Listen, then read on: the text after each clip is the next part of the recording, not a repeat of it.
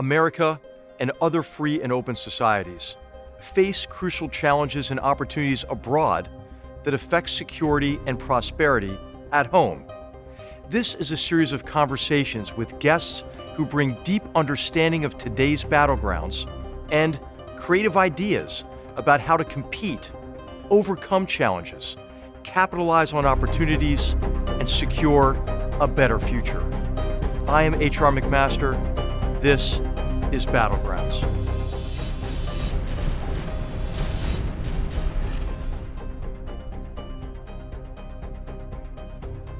On today's episode of Battlegrounds, our focus is on the West African country of Liberia.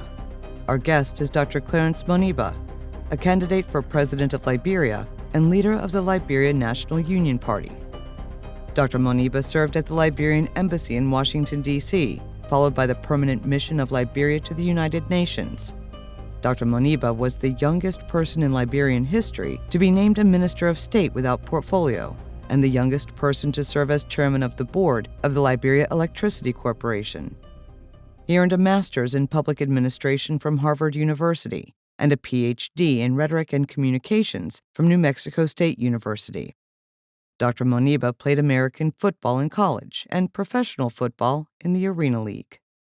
Moniba's father, Dr. Harry F. Moniba, served as vice president of Liberia from 1984 to 1990.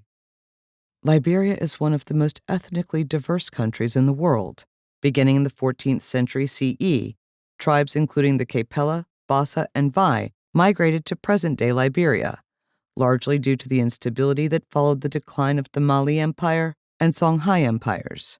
By the 15th century, European merchants arrived in Liberia and established trade in commodities, including peppers, gold dust, and ivory.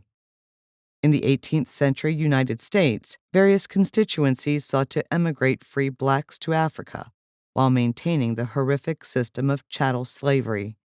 Slaveholders feared a growing free black population would incite a slave rebellion, particularly after the successful Haitian Revolution of 1791. However, many black Southern farmers saw it as an escape from servitude in America. Despite strong protests from abolitionists, including prominent black individuals like David Walker, the American Colonization Society, ACS, initiated an emigration program in 1822. They sent free black Americans and a small group of white ACS members to settle the land that became Liberia. In 1847, Liberia declared independence and became the first independent state in West Africa. Its first president, Joseph J. Roberts, established diplomatic ties with England and France, but the United States feared that acknowledging Liberian independence would galvanize abolitionists. U.S. President Abraham Lincoln affirmed Liberia's independence during the Civil War. Liberia joined the League of Nations in 1919 and experienced strong demand for its natural resources, particularly rubber, due to its burgeoning automobile industry. European and U.S. powers won extractive contracts and offered loans with steep interest. Foreign economies and corrupt Liberian officials benefited from a system of forced labor on rubber plantations in Liberia that was hardly distinguishable from slavery. Liberia continued to grow despite challenges. President W.V.S. Tubman, who served from 1944 until his death in 1971, established a nationwide public school system, introduced suffrage and property rights for women, and vastly increased the constitutional rights of Liberia's tribespeople, who comprised 80% of its population. His successor, President William Tolbert, gradually limited freedoms of the press and created a broad system of spies to report political dissent. In 1980, Sergeant Samuel K. Doe of the Liberian Army staged a coup d'etat and executed Tolbert. Doe suspended the Constitution, established authoritarian military rule, and won re-election in a fraudulent race. Civil war erupted in 1989 when warlord Charles Taylor led a revolt to overthrow Doe. Nigeria and Ghana sent peacekeepers to attempt to end the civil war under the mandate of the Economic Community of West African States, ECOWAS, a regional organization. ECOWAS convened an all-Liberia conference in Gambia to elect an interim government led by Dr. Amos Sawyer to replace the Doe regime after Doe's assassination in 1990. Yet Taylor besieged Monrovia as 7 factions continued to fight and vie for power. In 1995, Nigerian officials forced the factions to sign the Abuja Accord and abide by the results of UN-monitored elections, which Taylor won despite having catalyzed one of Africa's bloodiest civil conflicts of the post-independence era. By 1997, over 200,000 people had died and over 1 million were displaced. Civil war erupted again from 1999 to 2003, resulting in 50,000 additional fatalities. Thousands were displaced. Widespread violence and human rights abuses, including the use of child soldiers, characterized both civil wars. In 2003, peace talks in Ghana called for the end of Taylor's rule, the formation of a new transitional government led by Guy Bryant, the preparation of national elections, and the deployment of UN peacekeepers. In 2006, Ellen Johnson Sirleaf won the presidency and became the first female African head of state. President Sirleaf served until 2018. She won the Nobel Peace Prize for promoting peace and advocating for women's rights. Liberia has made significant progress towards stability since the end of the Second Civil War. It navigated instability from the 2013 Ebola outbreak, but economic issues including high unemployment and corruption remain challenges to progress. We welcome Dr. Moniba for a wide-ranging discussion on Liberia's future and political and economic trends in West Africa.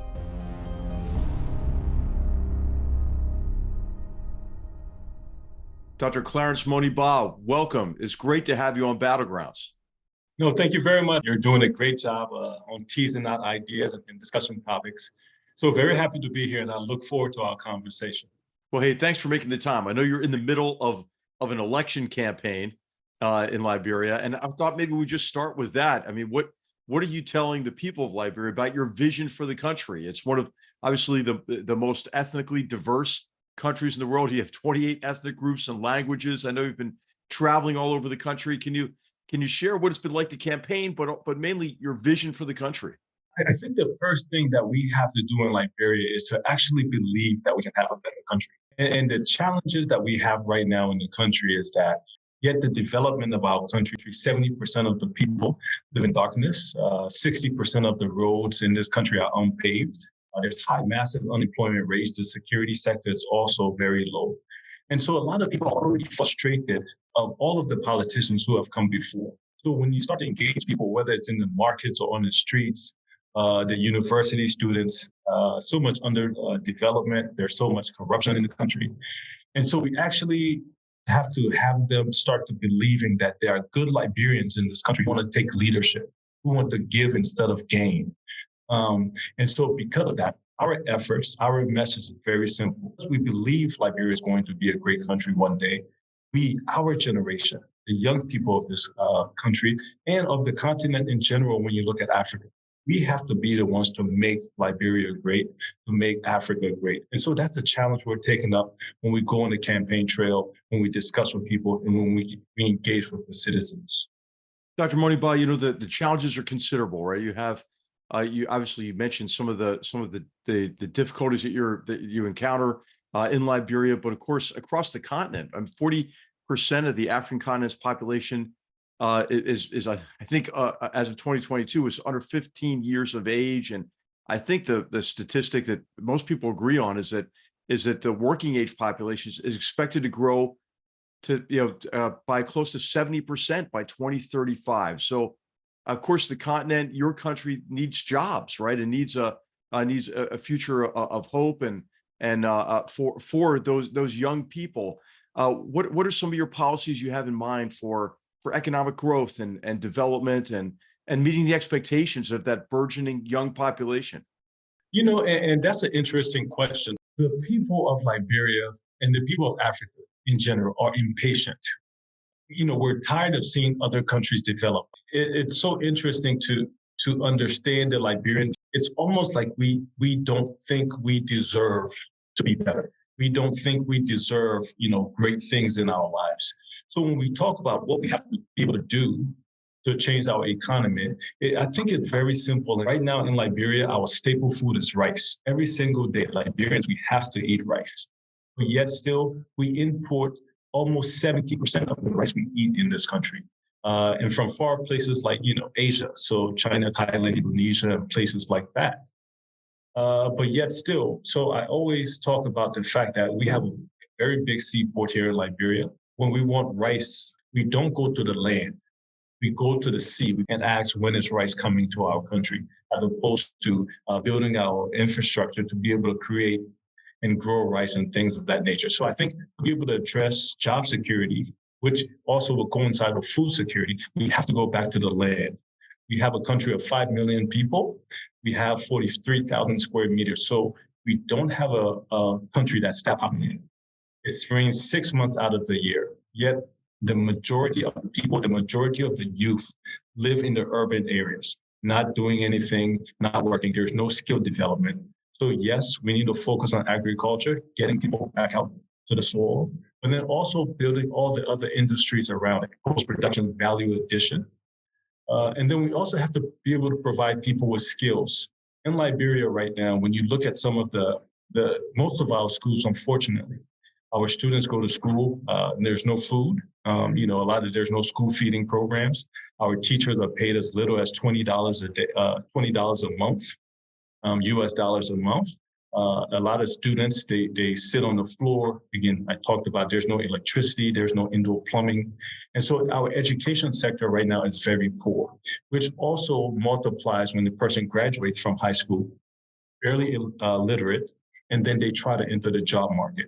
To change the economy in Liberia and change the future of millions of Liberian children is to be able to add skills, technical and vocational training to the youth of this country. So one of my policies that I think not only Liberia should do, but Africa as well, is to be able to sit there and make sure that everybody who graduates from high school must have 2 years of technical and vocational training. We have to be able to give people the opportunity to be able to not only contribute to the development of the country, but also to their own lives. And so that's what we have to be able to do. I think agriculture is huge, as I talked about, getting people to work in the soil, and then technical and vocational training. We have to look at those two things at the very foundation as we try to redefine our economy and our country.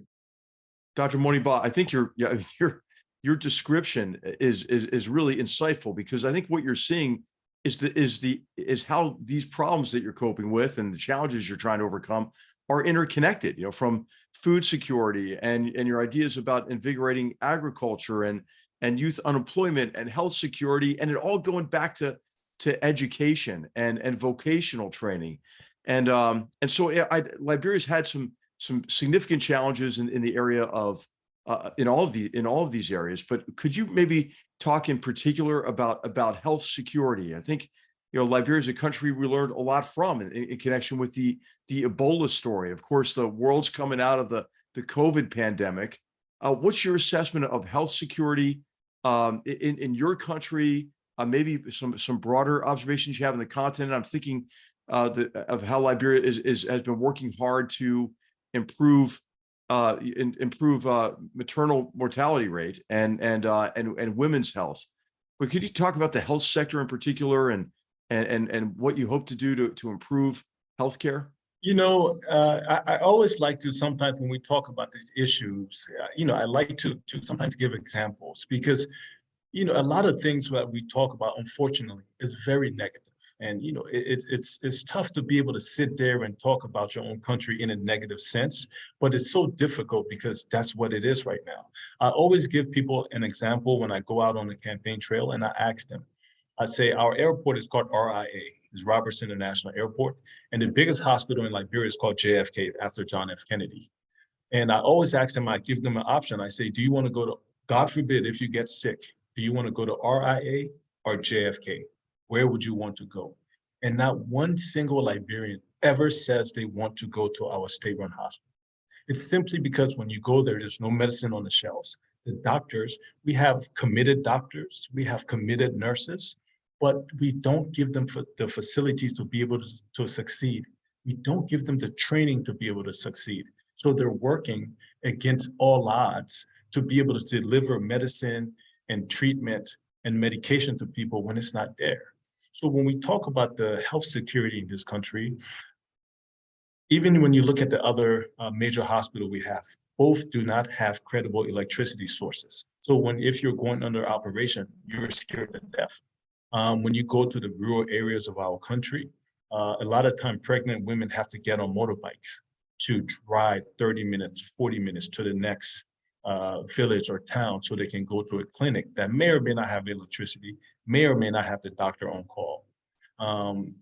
Just a couple of weeks ago, one of my volunteers unfortunately broke their leg, and they had to be taken an hour plus away to the nearest hospital, and the bone specialist was not going to be there for 3 days. And so this is the situation that we have in the country that we have to be able to address. And so that's why it's so important. First of all, when we talked about connectivity, we talked about job security, food security in Liberia. The connectivity also is in healthcare and road networks. I said earlier that 60% of the roads in Liberia are unpaved. And so because of that, we barely have any ambulances around the country because sometimes it rains so much, the roads are impassable. So when people get sick in the villages, they themselves cannot get care. That's why it's so important to be able to focus on community health workers, people in the community who can at least do the very basic diagnostics of people who are sick. Of course, we know malaria is very big in Liberia. Again, and there's no true surgery in Liberia. Most people in Liberia, which is only the few percentage of the people, if they get sick, like I was saying before, they either go to Ghana, they go to India, they go to Europe, or they go to the United States. But only a very small portion of Liberians can afford to leave the country for treatment. And so because of that, people die in Liberia for absolutely no good reasons outside of not having proper medical care or proper diagnostics. So it's very difficult in Liberia as we try to say that we need better medical treatment. We need better trained nurses and doctors. We have to be able to provide them the opportunities to get better, to serve and cater to the Liberian people, which is not what we're doing. So training is very important in education, in healthcare, and in agriculture. In every sector we have in Liberia, we have to fundamentally change the way that we learn and change the way that we apply our skills to service delivery. Dr. Moniba, you have a really forward-looking vision, and of course you're in a country that is really diverse in terms of traditions and culture. And as you travel the country, what kind of a reception are you getting for your ideas? I'm thinking of some of the cultural impediments associated with women's rights, for example. I know that there still is a tradition in Liberia, but across Africa of like female genital cutting, for example, and other other traditions that are impediments, to in this case, to women's rights or to just education broadly. I mean, I'm thinking of the kind of the rural bush schools, which teach traditional beliefs on marriage, motherhood, and so forth. I mean, what kind of reception are you getting across the diverse country that you're campaigning in? It's very interesting on that question, because you have to be able to straddle the line here in Liberia. Because yes, we are a very, very traditional country, and we really hold tight to our traditional values. Any attempt to really engage and try to change the traditional values, you're headed for serious trouble in this country. So what we have to be able to do, what we as leaders who want to transform and develop Liberia have to be able to do, is to see how we can take the traditional values, but also make sure it fits in line with the 21st century development that we must see in this country. Again, we cannot continue to say we have to stick to traditional values in the face of development. We have to have development in Liberia. And so when I talk to the people in the rural villages, they themselves understand that the life that they are living right now is simply not good enough for the Liberian people. And so, I always tell them, before we even start talking about specifics of how we want to change Liberia, we have to first agree. We have to first acknowledge that the Liberia we have must be changed fundamentally. And so once you start to understand that, once you start to talk to them about that, then they realize it's like, you know what, he's right. Because a lot of people in the rural areas, like I talked about, they do not have electricity. And so what I think spurs a lot of development a lot of times is when you see other countries doing better. People in the rural areas, they don't have that opportunity. All they see is the village huts that they're living in, that their parents lived in and their grandparents lived in. Most people in Liberia live, without exaggeration, most people in Liberia live like it's 1822, meaning 200 plus years ago. They live in thatched houses. There's no electricity. There's no running water. There's no roads. There's outdoor bathrooms. So they're doing the same things that their ancestors did, that generations before them did. So now to be able to talk to these people to say, not only yes, we have to keep our traditional values, but we must demand development. So those are some of the challenges when you go out and talk to the people of Liberia. The one thing I'm sure of is that we are desperate for a change. And those are some of the reasons I'm running for president, to be able to show to the Liberian people that we don't have to lower our standards when we talk about politicians. We do not have to lower our standards when we talk about people who want to lead us. So we have to be very clear about that. Traditionally in Liberia, I'm not the typical politician per se in Liberia. You're normally in your 60s and 70s, and I've been blessed to have been Western educated, but then also have lived in Liberia and worked in Liberia as well. So I'm trying to blend the traditional with the forward thinking and the 21st century ideas that we must be able to bring to Liberia if we want to be self-sufficient in food, if we don't want our people dying for diseases or sicknesses that has been cured for 100 plus years. We have to be forward thinking, yet while holding on to our traditional values. Dr. Moniba, I think what people all have in common, no matter where you are in the world, is they want better lives for their children and their grandchildren, and your population remembers some really difficult times. I mean, you're mentioning the impediments to development, but of course, Liberia was a violent place during a 14-year civil war from 1989 to 2003. There were, I think, 250,000 people became refugees. About 500,000 people were internally displaced. Can you describe maybe a little bit about that history and the cessation of the Civil War and how you feel about the security situation in Liberia? And that's the scary part. Liberia is such a country. I know in a lot of places around the world, we say 6 degrees of separation. In Liberia, it's no more than 2. Everybody knows everybody. Like if you want to find somebody's house, you just go to the community and say, where does Clarence Moniba live in? Everybody will point the way. So it was extremely scary for 14 years in Liberia. You talked about the refugees who all left, a lot of people left the country. Well, a lot of people were unfortunate, had to stay in the country. I've heard some of the worst stories that still breaks my heart to this day, as I'm thinking about it right now, of just rape, of killings, like having your parents killed in front of you, so it's just as basically hell on earth is what you can say. And so now that we've come together, the country since 2003, we've been peaceful and we will remain peaceful. But the caveat to that, when we talk about remaining peaceful, is that we have to have development. And so even when you go in line to what you're talking about the security of this country, guns are banned in Liberia now. There's a lot of petty crime, but fortunately, there's not a lot of gangs. But we have to start to become very wary because we have a lot of disadvantaged youth, millions of them all over Liberia. And there are no jobs. I talked about the education sector, where we are actually graduating people from high school who can barely read and write. And that's not an exaggeration. So there's no jobs, there's no opportunities. And I always say, if you give anybody an opportunity, they can make it, they will succeed. But with a lack of opportunities, then they turn to drugs. Just a week ago, Liberia, we had the biggest drug bust in our country's history. $100 million worth of cocaine was arrested at the port, but everybody went free. The 5 people who were arrested, they went free, simply because it's such a challenge to be able to.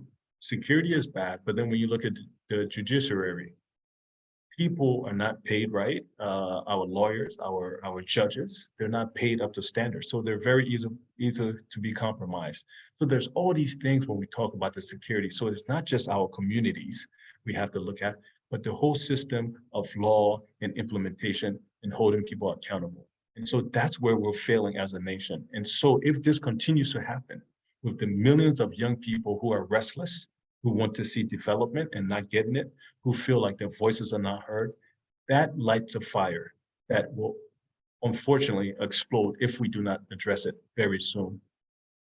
Dr. Moniba, you're talking about the strength of institutions, I think. In this case, insulated investigative and adjudicative and law enforcement bodies. Could you maybe describe a little bit about the aid efforts in your country over the years, where you think maybe they're falling short, what maybe others can do, USAID, the National Endowment for Democracy, other organizations that are focused on institution building and on the sectors you're describing, right, from agriculture to healthcare to law enforcement and security and so where do you think the need is? What do you think the need is for international assistance, and where have you seen it fail to deliver in the past, and why? I'm smiling because when I was minister of state, I got in trouble for this exact same question. So I'm smiling because I'm thinking you maybe want to get me in trouble. But no, it's not that kind of a show. It's not a gotcha show. No, the reason I say that is because yes, USAID has done so much for Liberia. The EU has done so much. The British have done so much. The World Bank has done so much. African Development Bank and the United Nations, they've done a lot for this country. But if we really boil down to the true issues, they give us what they want to, if that makes any sense. We have so many challenges in the country, but yet the aid is essentially given to things that may or may not necessarily be transforming and changing the country. So we are very appreciative of what we receive, of course. We're a fragile country coming out of, we're in post-war, we're trying to develop. But the aid, in my opinion, falls very short of what it should be doing for the people of Liberia. So granted, it's not our money, but I think as a government institution, as institutions in government, as leaders in Liberia, we have to be more forceful in being able to communicate our needs and wants. Generally what happens is somebody will come to Liberia and say, oh, we want to build a school right here. We're so happy to get anything that we applaud it. Oh, yes, please do. Oh, we're going to do it this way. Oh, yes, no problem. So the issue and challenge that we have as a country is that we have to be more forceful, more demandful. And so that's why it's so important to have national plans in this country, where we are very clear where we want to put the schools, what type of quality schools we want to put, what type of hospitals and where. We just built a hospital in a county in Liberia called Battlegrounds. It is about 4 hours away from the capital city. It's a huge white elephant right now. There's absolutely no doctors there. There's no roads that goes there. And there's no explanation for why it's there. And so that's why it's a fault on two sides. Yes, it's aid, and Battlegrounds is one of our smaller counties. And you've built one of the most advanced hospitals in the country, but you don't staff it. So there's two things here, aid and the leadership in the country as well. So I think we have to start to address those two things to be able to get the most benefit from support coming from out of the country. What I've seen in other developing economies is this dilemma, right? So you really do want to deliver assistance through the government and through government institutions as they grow their capacity and effectiveness, rather than build these white elephants that are disconnected, right, from everything that you need, sustained revenue as well as or funding, as well as the people and so forth. Right. But then also there's the problem of the weakness of institutions. And as you know, corruption operates in weak institutions. Absolutely. Because of a lack of transparency and accountability. So how do you see that dilemma? I mean, what do you think is an effective way to tackle the problem of the need for delivery of assistance and and improvement of government effectiveness through government institutions, and the problem you have with weak institutions and corruption and organized crime that can undermine the effort to do that? Well, and I just wanted to add this part, which I did we actually still get budget support to run our economy. So we always fall short. So to be able to pay salaries, we have to have the World Bank buttress, or, so those are, I just wanted to add that as ways that we are completely failing in terms of budgeting our economy, getting money for ourselves, and still having to wait for aid to actually pay for the basic necessities that we have in Liberia, which is completely off. But when you talk about corruption in Liberia, that is what's killing our citizens. There's no question, there's no ifs, ands, and buts about it. Corruption is rampant in this country. And the reason why it's rampant is for two reasons. In Liberia, we do not implement and we do not hold anybody accountable in Liberia. It's that simple. You can't, it's so difficult. I always ask again when I'm out on the campaign trail or while I'm talking to Liberians, I say, name me who has gone to jail in Liberia over the last 5 years. 10 years, 20 years, 30 years. Nobody goes to jail in Liberia simply because of what I talked about before. Everybody is 2 degrees of separation. And so because of that, everybody's like, oh, it's my cousin, it's my friend. We do not institute anything in terms of fighting corruption in this country. I'll give you an example. A year and a half ago, 3 of our top level government officials were sanctioned by the US government for corruption. And right now, 2 of the 3 of them are running for Senate seats, and they're applauded, they're supported, there's no questions asked about it. And so then the question is, how are we going to fight corruption when we reward corruption, when we support corruption, when we embrace it? In Liberia, we always have the saying that Liberia like elephant meat. What it means is that Liberia is a country where everybody can take and never give. And so to build our institutions, to be able to fight corruption, people have to be held accountable. And more importantly, people have to go to jail and pay restitution. Those things we do not do in Liberia. And I dare to say we have never done in Liberia. That's why we have the country we have. Well, there are successes, as you know, in history. I mean, fighting the mafia, for example, in Italy and so forth. But it takes a leader like you who can galvanize the public, and you need positive social pressure, I think, oftentimes on the government for reform. Are you sensing that as you travel around the country and campaign? Are people tired of the impunity and the criminal activity? And do you feel as if there could be this pressure that can help you create the political will to reform? I'm very worried in Liberia in the sense of this. People say we want change. I don't know if we are truly actually ready to implement the change we talk about. Because again, if we were, government officials would not be stealing government resources and going free. It's that simple. If we were really ready for change in this country, leaders only do what they are allowed to do. And so what makes it difficult for somebody like me trying to change the mindset of the people in Liberia is the fact that we have to be very clear in terms of how we want to move our country forward. We have to be very clear in terms of what country we want. And right now, in all sense and purposes, we have a corrupt country.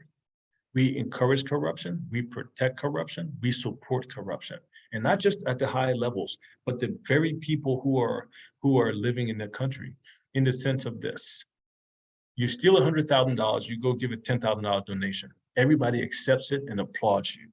So then you're rewarded for stealing money. Dr. Moniba, we've talked about some of the challenges you're facing in internal to Liberia, but I could ask you just to zoom out for a moment and take a look at regional dynamics, because those affect you as well. I mean, the civil war in Liberia generated refugees, but also you've been on the receiving end of refugees based on insecurity associated with violence. And as we look in West Africa today, there's a growing problem associated with jihadist terrorism.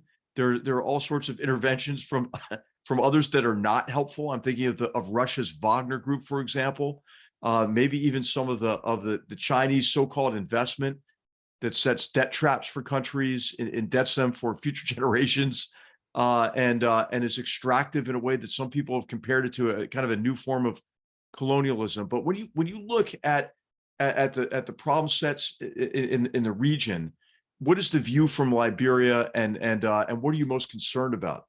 And that's a very good question. There's so many issues and challenges we have in Liberia, which starts with when we look at a regional perspective, the fact that our borders are porous. That's one thing. Liberia shares borders with 3 different countries: Guinea, Cote d'Ivoire, and Sierra Leone. And most of the borders you can just walk over. There's no checks and balances, anything of the sort. But what makes that more important is the fact that we don't have any true regional trade in our region. We call it the MRU, meaning Mono River Union, which are those 4 countries.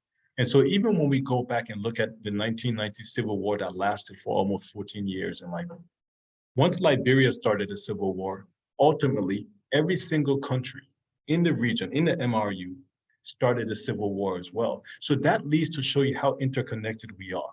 But other challenges we have in the region that we have to be able to address if we truly want to develop our economy in our region is, I'll give you an example. It's almost easier for me to fly to Europe than it is to fly to a very next neighboring country, with no exaggeration. I pretty much have to fly to Brussels to fly all the way back down to Sierra Leone or Cote d'Ivoire.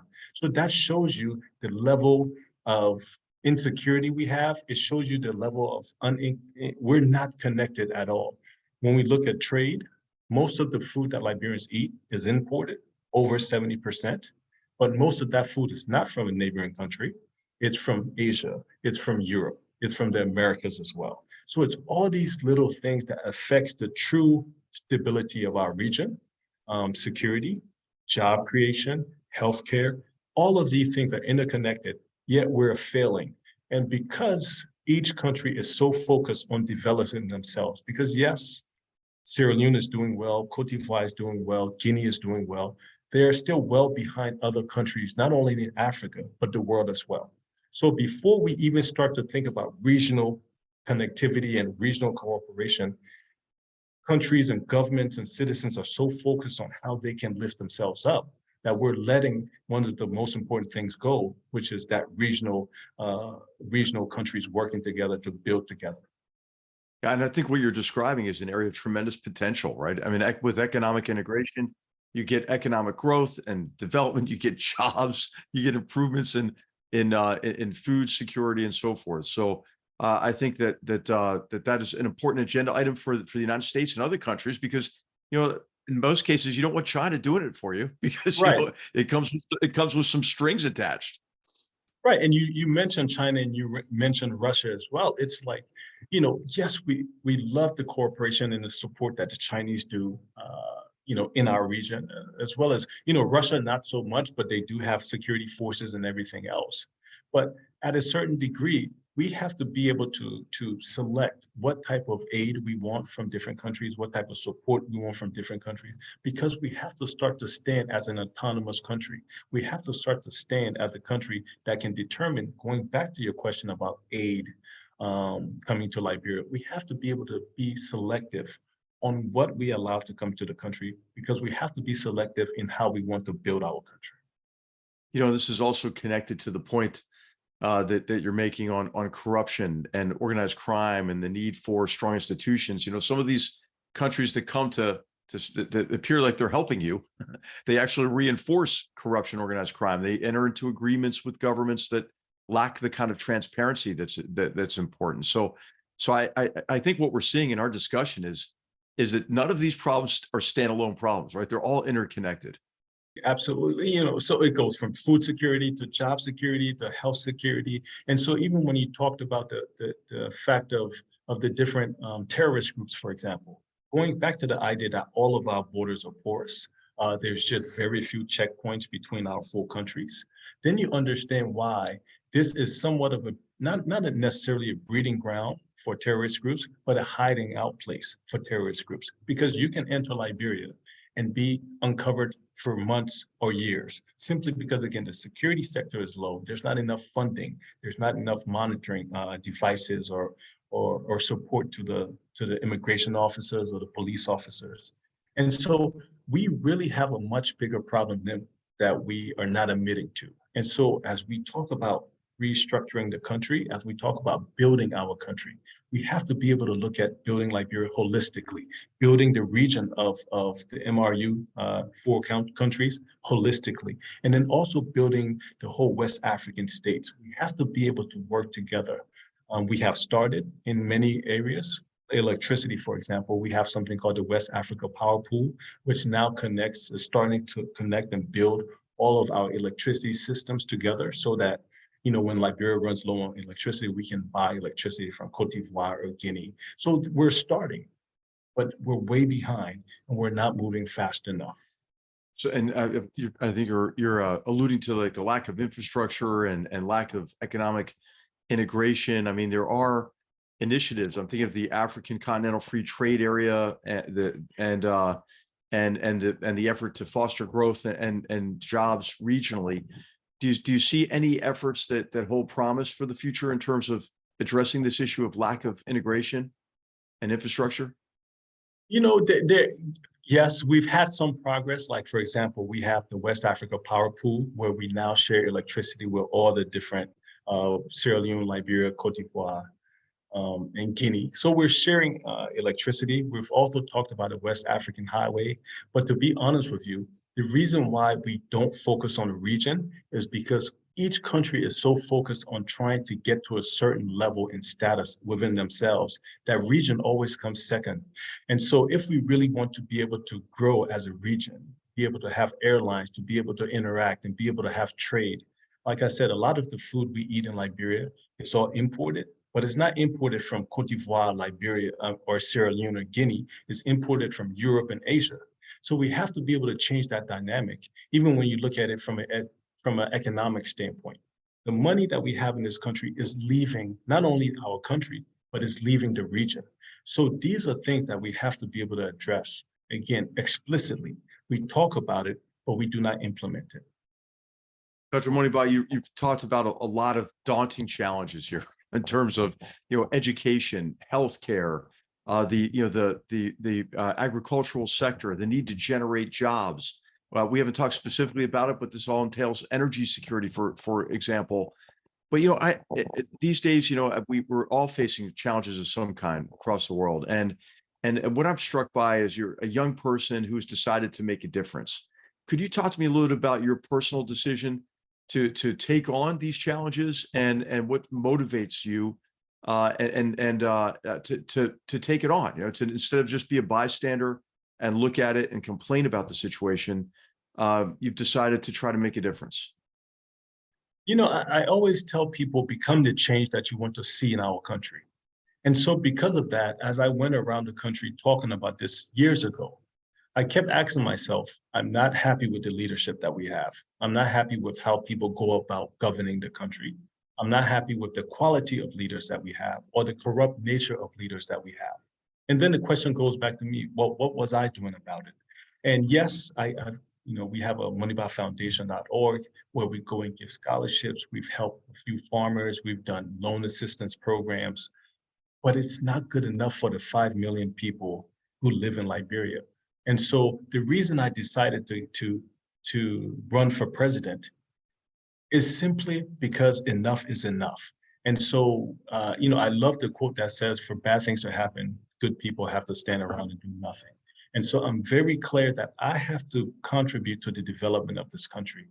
We need leaders, I said it before, who are willing to give instead of gain. But the only way to do that is to be able to have people who want to sacrifice for the development of this country. There are good Liberians in Liberia who want to see good for this country. I always say it, and that's one thing I want people to remember, because the perception of politics in Liberia is so negative. Sometimes when I'm going and I'm giving a speech, people have such negative feelings about politicians nowadays, simply because politics and politicians have failed Liberia. Is that simple. And so they now look at everybody who wants to run for office as somebody who's going to come and disappoint them again, somebody who's going to come and steal again, somebody who is going to come and not deliver. And so we have to now be able to tell the Liberian people that, no, we are here where, there are people who are educated, who have the experience, who have the competency and the character and the vision to lead this country forward. And so I want to be an example, not only for the Liberian people, but the people of Africa, to understand that our generation, the majority of this continent, is ready to lead, is prepared to lead, and we're willing to sacrifice to lead as well.